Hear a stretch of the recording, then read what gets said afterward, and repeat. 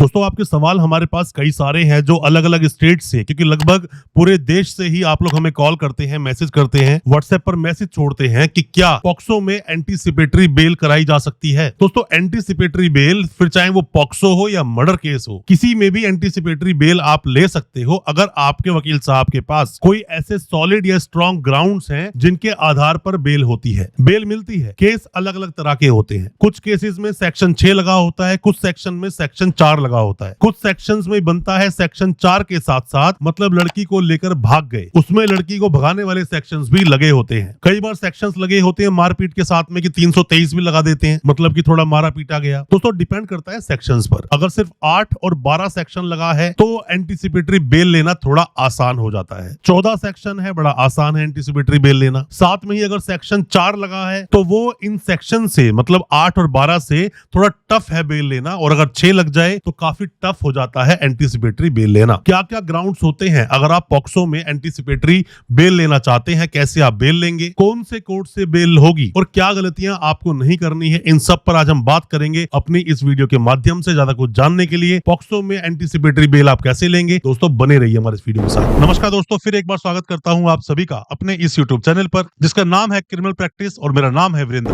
दोस्तों हमने हालांकि पहले बहुत सारे वीडियोस बनाए हैं पॉक्सो पर, बहुत सारी वीडियोस से आपको बहुत नॉलेज मिलेगी। लगभग पूरे एक्ट को हमने कवर किया है, सभी सेक्शंस को कवर किया है। The protection of children from sexual offences act 2012। दोस्तों जिस वक्त ये एक्ट आया था 2012 में, उस वक्त भी हालांकि ये एक्ट कठोर था, बट इतना भी कठोर नहीं था जितना कठोर कर दिया गया 2019 के बाद। 2019 में अमेंडमेंट्स आए और अमेंड होने के बाद में जो सजा है वो बढ़ा दी गई। सजा बढ़ाने के साथ साथ दोस्तों एक बात आपको समझना चाहिए कि एज जो है बच्चे की उसको भी ध्यान दें। एज 0 से 12, 12 से 16 और 16 से 18, किस सेक्शन में कितनी सजा होगी, हमारी काफी वीडियोस हमारे इस चैनल पर अवेलेबल हैं, आप उन वीडियोस को देखें। जजमेंट्स पर भी वीडियो बनाई है। दोस्तों कई बार ऐसा होता है केस होता कुछ नहीं, बट उसको एंटीसिपेटरी गलत तरीके से बेल लगाकर आप तिल का ताड़ बना देते हैं और अरेस्ट होना आपको पड़ता ही है, फिर आप जाके सरेंडर करते हैं। क्या प्रिकॉशंस लेने हैं? सबसे पहले दोस्तों बोलना चाहूंगा कि आप में से कोई भी नए वकील साहब है, कोई भी लॉ स्टूडेंट है, कोई भी अभी कानून की जानकारी ले रहा है, वीडियो को पूरा देखें। पॉक्सो पर डिटेल में मैं बताऊंगा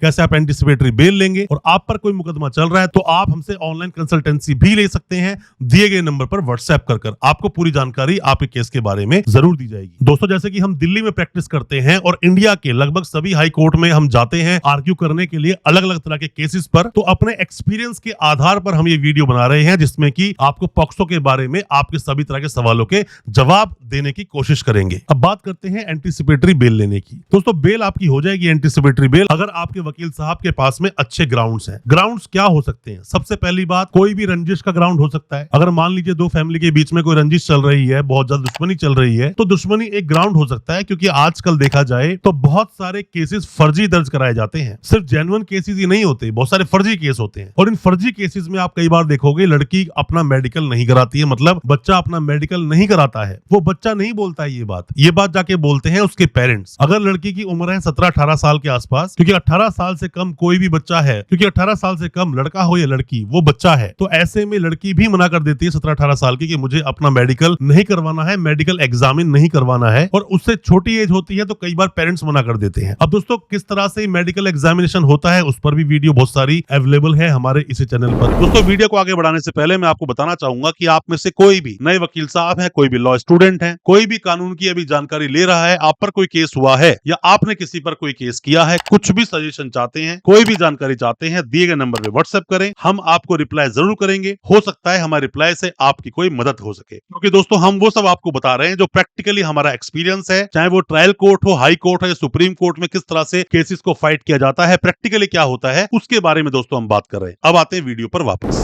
लड़की की गवाही होती है, मतलब कि 164 के बयान होते हैं। 164 के बयान में लड़की ने क्या कुछ बोला, बच्चे ने क्या कुछ बोला, उसकी बहुत ज्यादा वैल्यू है दोस्तों। पहली बार जो एफआईआर में बोला गया उससे क्या 164 के बयान भिन्न है, मतलब अलग है, कितना बदलाव है, कितना कॉन्ट्रडिक्शन आ रहा है दोनों के बीच में। मतलब ऐसा ना हो कि एफआईआर में बातें कुछ लिखवाई गई है और जब 164 के बयान कराए गए तो उसमें बातें कुछ और लिखवाई गई है। इन चीजों को आपको ध्यान से समझना चाहिए। मैं हमेशा आपको बोलता हूं, कभी भी जब आप एफआईआर को पढ़ते हो, आप कोई भी नए वकील साहब है, कोई भी लॉ स्टूडेंट है, या फिर आप पर मुकदमा हुआ है, मैं आपको ही बोलना चाहूंगा, जब भी आप पहली बार आप एफआईआर पढ़ते हो थोड़ा थोड़ा आपको समझ आता है, दूसरी बार एफआईआर पढ़ते हो चीजें और बेहतर समझ आती हैं, तीसरी बार वकील साहब की नजर से पढ़ते हो तो कमियां नजर आती हैं और चौथी बार में चीजें क्लियर हो जाती हैं। तो मेरा मानना है किसी भी वकील साहब को एक एफआईआर को, पॉक्सो की खास करके एफआईआर को 3-4 बार पढ़ना चाहिए पॉइंट टू पॉइंट और कनेक्ट करना चाहिए यहाँ पर कौन सा जजमेंट फिट बैठता है। आप अगर जजमेंट के हवाले से आर्गुमेंट करते हैं कोर्ट में तो बहुत ऑप्शंस बन जाते हैं कि आप बेल ले सकते हैं। कई बार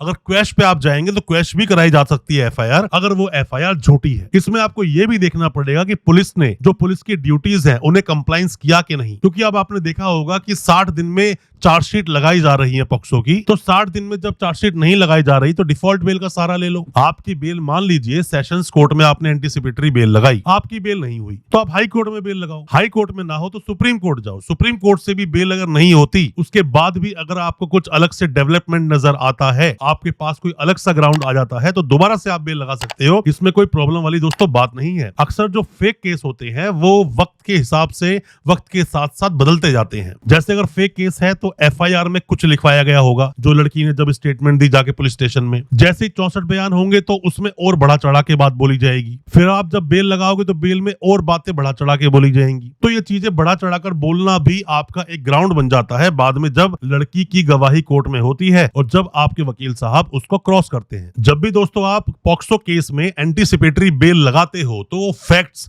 अपने वकील साहब को पूरा बताएं। आपके वकील साहब आपके साथ में अगर केस को सही से डिस्कस नहीं कर रहे हैं, आपकी बात को नहीं सुन रहे हैं, इमीडिएटली आपको अपने वकील साहब को बदल देना चाहिए। जो भी कुछ वकील साहब को आपने बताया और जो ड्राफ्ट वकील साहब ने तैयार किया उस ड्राफ्ट को आप पढ़िए, वकील साहब से मांगिए। आपको पढ़ना लिखना सही से नहीं आता तो जो भी कोई समझदार व्यक्ति आपके परिवार में हो, जो इंग्लिश को समझ सकता हो या जो भी आपका जानकार हो, उसको पढ़वाइए और पूछिए इसका हिंदी में मतलब क्या है। क्योंकि जो बातें आप बोलना चाहते हो फैक्ट्स तो आपको पता है, फैक्ट आपके वकील साहब को थोड़ी पता है। फैक्ट तो वकील साहब तो अपनी लीगल फाइट करेंगे, अपने जजमेंट्स को बोलेंगे, लीगल टर्म्स क्या यूज होती हैं उन पर बात करेंगे, बट उसके फैक्ट सिर्फ आप जानते हो। फैक्ट को देखिए, फैक्ट क्या आपके सही तरह से उस बेल में लिखे हुए हैं। बाकी सब चीजें आपके वकील साहब इजीली संभाल लेंगे अगर उन्हें पॉक्सो पर फाइट करने का तजुर्बा है तो। अगर वो एक्सपीरियंस है, पॉक्सो केस पहले लड़े हैं तो आपकी बेल वो इजीली करवा देंगे। दोस्तों कई बार मैंने देखा है कि सेशंस कोर्ट में बेल लगाई जाती है और सेशंस कोर्ट में ना जजमेंट्स का हवाला दिया जाता है, ना फैक्ट को सही से बताया जाता है और ना ही ये देखा जाता है कि कहीं रूल टूटे तो नहीं। दोस्तों कई बार क्या होता है कि पुलिस की जो पावर है अरेस्ट करने की,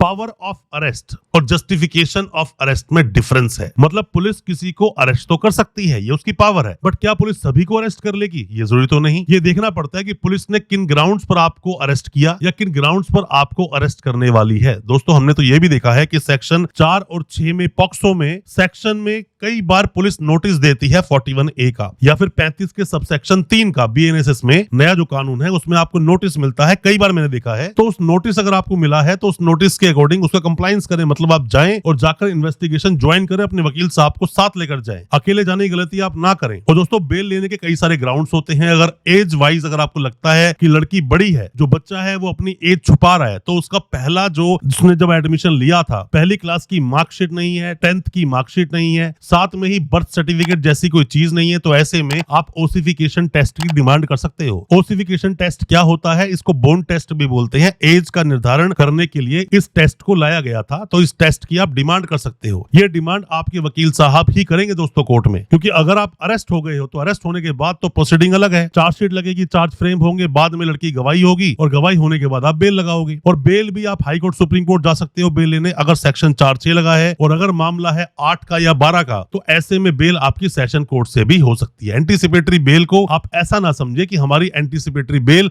हो ही नहीं सकती, ये गलत है आपकी सोच। एंटीसिपेटरी बेल पॉक्सो में भी होती है, हमने कई बार बेल करवाई है। आप अगर सही से केस को फाइट करेंगे तो आपकी भी बेल जरूर हो जाएगी। एंटीसिपेटरी बेल से आप इतना घबराएं नहीं, अपने हक की लड़ाई को पूरा लड़ें। दोस्तों आपके ऊपर कभी भी अगर सेक्शन 4 लगे, सेक्शन 6 लगे, सेक्शन 8 और 12 की एफआईआर अगर दर्ज हो जाए, पॉक्सो में केस दर्ज हुआ है, तो ऐसे में आप लोग भाग जाते हैं और एंटीसिपेटरी बेल लगाना शुरू कर देते हैं और एंटीसिपेटरी बेल भी आपको टाइम से नहीं मिलती। और बाद में जब आप अपनी anticipatory bail high court, supreme court तक लगा लेते हैं, उसके बाद आपको सरेंडर करना पड़ता है, और सरेंडर करने के बाद कम से कम साल 6 महीने तक फिर से आपकी बेल नहीं होती। और सेक्शन 6 लगा हो तो वो साल क्या 2 साल भी हो सकते हैं, वो डिपेंड करता है केस टू केस। दोस्तों, आपका कोई भी किसी भी तरह का पॉक्सो का केस है, पॉक्सो केस आप पर दर्ज हुआ है, सगा संबंधी जानकार कोई भी जेल में है, तो आप ऑनलाइन कंसल्टेंसी लेकर अपने सवालों को पूछ सकते हैं। हो सकता है हमारे किस सजेशन से आप अपने केस से बाहर निकल सके। आप कोई भी नए वकील साहब है, कोई भी लॉ स्टूडेंट है, अभी कानूनी जानकारी ले रहे हैं, वीडियो को पूरा देखना और समझना। बहुत सारे ऐसी रेमेडीज बताऊंगा जो हमारे personal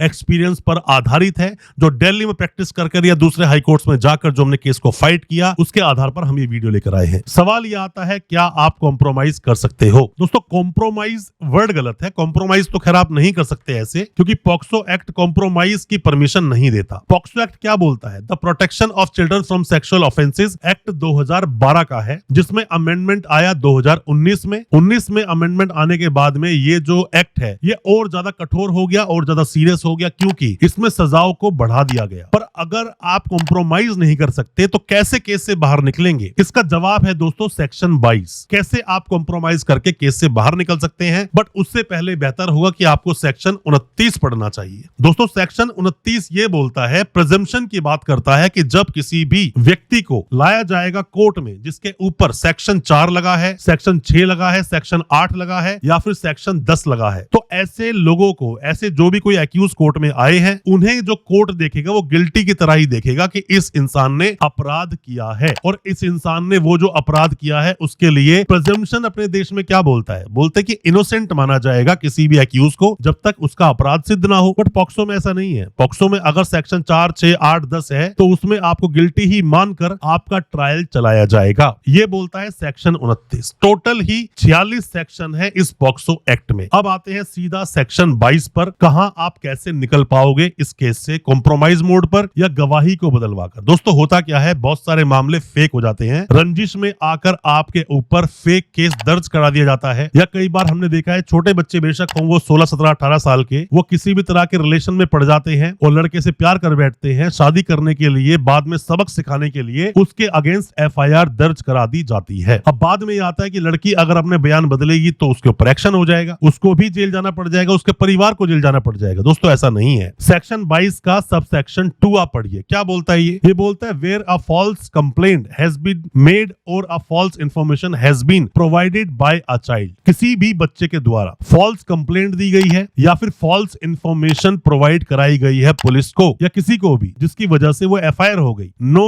punishment shall be imposed. कोई किसी तरह की पनिशमेंट उस बच्चे को नहीं मिलेगी। एफआईआर दर्ज हो गई, आपने फॉल्स या किसी भी तरह से मिसलीडिंग कंप्लेंट लिखवा दी, उसके बाद 64 के बयान हुए। 64 के बयान में अगर आपने बोल दिया कि नहीं नहीं मैंने तो एफआईआर ऐसी लिखवाई थी, ऐसा कुछ मेरे साथ नहीं हुआ, मैं इसको सबक सिखाना चाहती थी या फिर मैं इससे बदला लेना चाहती थी, बच्चा ऐसा बोलता है, तो उसके ऊपर एक्शन नहीं होगा। मान ले 64 में भी आपने बयान दे दिए, अभी आप उस लड़के को सबक सिखाना चाहते हो, उसके बाद बेल लगाई गई, आपने जाके बोला नहीं मेरे साथ ऐसा कुछ भी नहीं हुआ, तो कोर्ट कुछ सवाल बच्चे से पूछ सकता है। पीपी साहब कुछ सवाल पूछ सकते हैं बच्चे से। अगर वो सही जवाब उसका दे दे तो ये माना जाएगा कि कुछ भी नहीं हुआ, और साथ में ही उस बच्चे पर कोई किसी भी तरह का एक्शन नहीं होगा। तो इसी एक तरीके से देखो, कोई भी जो डिफेंस लॉयर्स होते हैं, जैसे हम लोग डिफेंस लॉयर्स हैं, हम लोग सामने वाले को बचाने का काम करते हैं। कई बार हमारे पास ऐसे केस भी दर्ज होते हैं जिसमें हम सजा दिलवाने का काम भी हम करते हैं। तो ऐसे में आपको किसी भी एक्ट का लूप पॉइंट ढूंढना पड़ता है कि उसका वीक पॉइंट कहां पर है, जिससे कि उस केस को वीक किया जा सकता है। अगर फेक केस है, सिर्फ सबक सिखाने के लिए, कोई भी एक्सटॉर्शन के लिए, किसी भी रंजिश को निकालने के लिए, दुश्मनी को निभाने के लिए, गलत स्टेटमेंट के आधार पर अगर आपके ऊपर कोई केस दर्ज हो गया, तो जो मैंने तरीका आपको बताया सेक्शन 22 का सब सेक्शन 2, अगर किसी भी बच्चे ने कोई भी फॉल्स इंफॉर्मेशन दी है, फॉल्स कंप्लेंट दी है, किसी के ऊपर वो केस हो गया, वो इंसान जेल चला गया और बाद में वो अपनी स्टेटमेंट को बदल भी देता है, बोलता है कि नहीं ये सब कुछ फेक है, मैंने झूठ बोला था, तो बच्चे पर कोई किसी तरह का एक्शन नहीं होगा। इसको आप दो तरह समझ सकते हैं। पहला, कैसा ये कानून है जिसमें कि झूठी सिर्फ कंप्लेंट के आधार पर सामने वाले को जेल में डाल दिया गया और कई महीनों बाद या सालों बाद उसकी बेल हुई जब लड़की ने बोला कि नहीं मैंने तो झूठ बोला था। दूसरा, कि जिस कानून में कभी आपने ये सुना ही नहीं कि कॉम्प्रोमाइज भी हो सकता है, वहीं दूसरा ये जो ग्राउंड निकाल के मैंने आपको दिया कि जिसके आधार पर आप अपनी बेल क्या केस भी खत्म करा सकते हो, बेल भी ले सकते हो। दोस्तों आपके दिल में कोई भी किसी भी तरह के सवाल है, ऑनलाइन कंसल्टेंसी चाहते हो, अपने किसी भी पॉक्सो केस पर कुछ भी पूछना चाहते हो, दिए गए नंबर पे आप व्हाट्सएप करें, अपने सवालों को पूछें, हो सकता है हमारे किसी जवाब से आप अपने केस से बाहर निकल सके। अच्छा लगा हो आज का वीडियो, चैनल को सब्सक्राइब करना बिल्कुल ना भूलें, साथ में लगा बेल आइकन जरूर दबा दें ताकि इसी तरह की जो लीगल अवेयरनेस की वीडियोस आपके लेकर आते हैं वो आप तक पहुंच सके सबसे पहले। बहुत बहुत शुक्रिया, धन्यवाद हमारी इस वीडियो के साथ बने रहने के लिए।